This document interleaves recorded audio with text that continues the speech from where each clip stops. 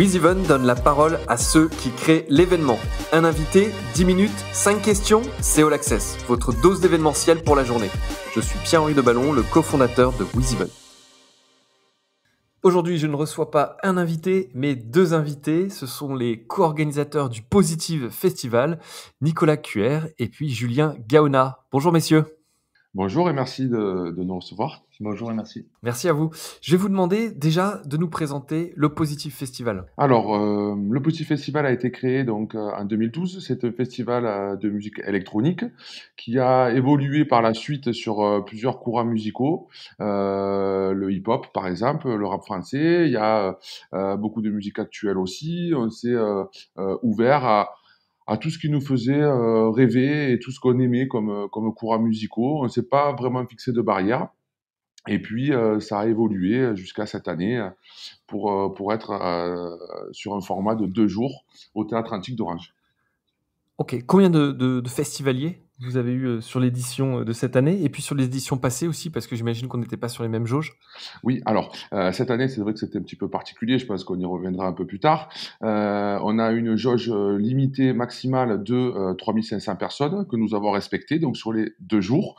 Mais sur les éditions précédentes, et notamment au Doc des Sud à Marseille, sur 2 soirs, c'était entre 14 et 15 000 personnes par soir.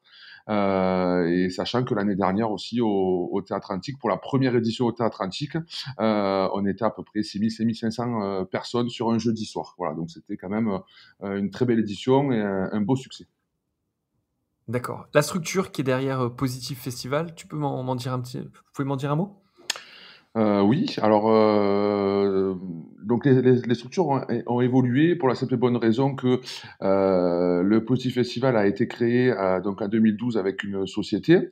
Il y avait aussi une association en parallèle pour pouvoir recevoir du partenariat, pour pouvoir demander aux gens de nous aider parce que c'était des fonds personnels. Ensuite, donc le Positive Festival a été racheté, donc nous avons racheté le Positive Festival à cette société. Donc en 2019 et cette année pareil en fait c'est une société puis une association pour voilà c'est 100% de fonds privés à la base et c'est vrai que recevoir un petit peu d'aide de partenariat privé ça nous permet de faire des choses encore plus belles et plus grandes. Voilà. Alors, parfait. Racontez-nous un peu votre parcours. On va commencer par Nicolas. Qu'est-ce qui fait qu'aujourd'hui, tu es devenu organisateur d'événements? Est-ce que c'était l'événementiel qui t'a tiré depuis longtemps ou c'est le fruit du hasard? Raconte-nous un peu le parcours. Alors moi, à la base, voilà, je suis passionné de musique. J'ai commencé par la guitare, j'ai été piqué par la musique. Après, je me suis mis au DJing et petit à petit, j'ai vraiment voulu en faire mon métier. J'ai voulu évoluer et pour cela, ce qui était intéressant, c'est de passer par l'organisation pour pouvoir me mettre en avant moi sur les événements et pouvoir montrer un petit peu ce que je faisais. Donc en fait, je suis venu moi à l'organisation par rapport à ça, pour pouvoir me développer en tant qu'artiste. Voilà, l'idée D'accord. c'était vraiment ça. À la base, c'était pas du tout quelque chose que je voulais faire depuis que je suis tout petit, mais je suis passé par là. C'était un moyen pour moi de me développer de manière artistique et de pouvoir jouer sur des belles scènes et des beaux plateaux et après me faire remarquer tout simplement, hein, voilà, enfin, montrer un petit peu. T'es Voilà. devenu ton producteur. Oui, Et toi, Julien? plus ou moins.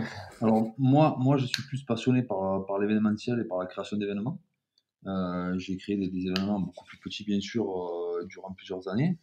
Et il y a 2 ans, en 2019, début 2019, j'ai eu l'opportunité d'avoir le théâtre antique et de pouvoir en jouir. Et j'ai pensé automatiquement à Nicolas qui lui est plus du côté musical et artistique. Et étant donné qu'on est amis depuis toujours, ça a été pour moi une évidence de contacter Nicolas et très vite on a monté ce projet. Super. Alors votre actualité, elle est assez dingue, c'est que vous avez réussi à tenir le Positive Festival dans le contexte actuel.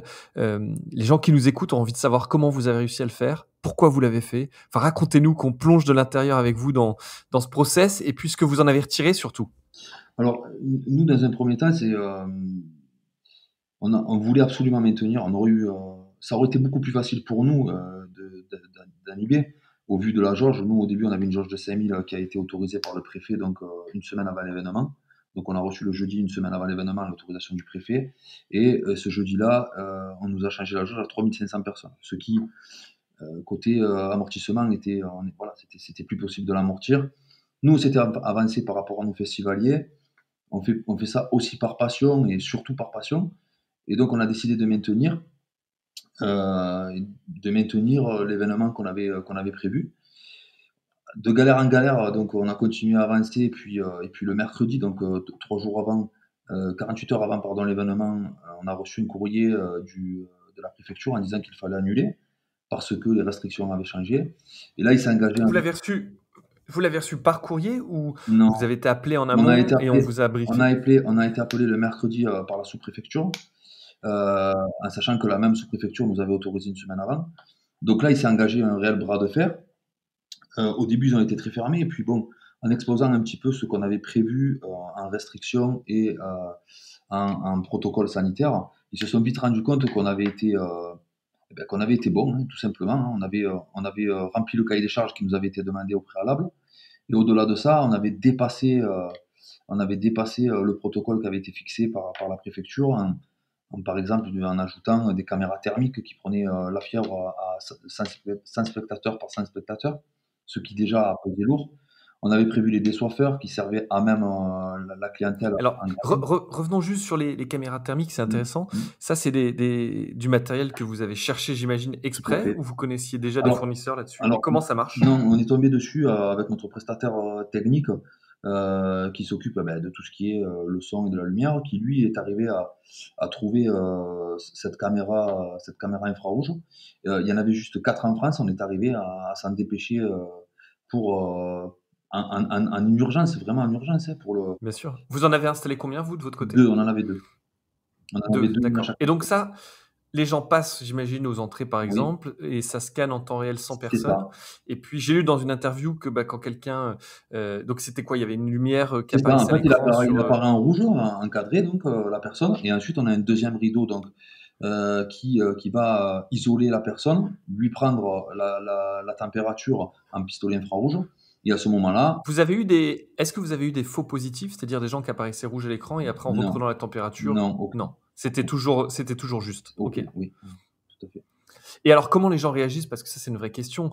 Tout le monde a pensé à prendre la température. Quand vous dites à quelqu'un qui est venu avec ses amis, monsieur, vous avez de la température, comment il réagit? Racontez-nous un peu. De toute façon, nous, on s'est engagé au niveau de la préfecture à faire respecter les protocoles, donc il n'y a pas eu de discussion possible en fait. Hein. Voilà, les gens comprennent. Les gens sont assez, entre guillemets, névrosés avec ce qui se passe, et c'est vrai qu'on leur fait beaucoup peur, et donc ils sont assez réactifs et assez positifs, entre guillemets, sur le fait que on prend des précautions, on les fait respecter, et les gens de eux-mêmes comprennent. Voilà, il faut bien comprendre que ce truc qui nous arrive, c'est vraiment c'est d'une responsabilité collective. Donc du coup, ça joue le jeu. Et sur cette jauge donc de 3500, cet appareil déployé, enfin 2 appareils, vous avez dit, quel est le coût de déploiement des appareils et combien d'agents de sécurité étaient juste chargés ensuite de prendre la température après qu'il y ait eu des cas déclarés, enfin en tout cas l'ordinateur ait repéré des gens avec de la température? Alors le coût de cette opération-là, de la location, c'est 600 par caméra, 600 € par caméra. Ensuite, donc nous avions prévu à la base 80 agents de sécurité et agents de dispersion, donc pour faire respecter la distanciation sociale. C'est ces agents de dispersion qui en étaient chargés, et de faire remettre les masques. Le sous-préfet, donc la veille, le jeudi, le vendredi, le matin même, est arrivé donc en délégation et nous a obligés à passer de 80 à 130 agents de sécurité pour 3500 personnes, ce qui est colossal et qui est du jamais vu. Et vous avez réussi à trouver les Oui. 50 agents dans la journée? Oui. D'accord. Oui. Alors Finalement, le succès, de ce que j'entends, c'est aussi une forme de grande agilité. C'est là où on a été perspicace, et on a été rapide dans l'exécution. On a rebondi très vite à chaque fois qu'on nous a imposé ou des normes ou des choses qui ont changé au dernier moment. Et c'est pour ça, parce que je vous cache pas que moi, je peux comprendre à la limite que la préfecture avait peur des mauvaises retombées, de la mauvaise publicité, de la presse qui pouvait relayer ça, comme ça s'est passé un petit peu à Nice en début d'été. Et moi, c'est comme on a expliqué au sous-préfet, on comprend très bien, mais on a travaillé dans le même sens.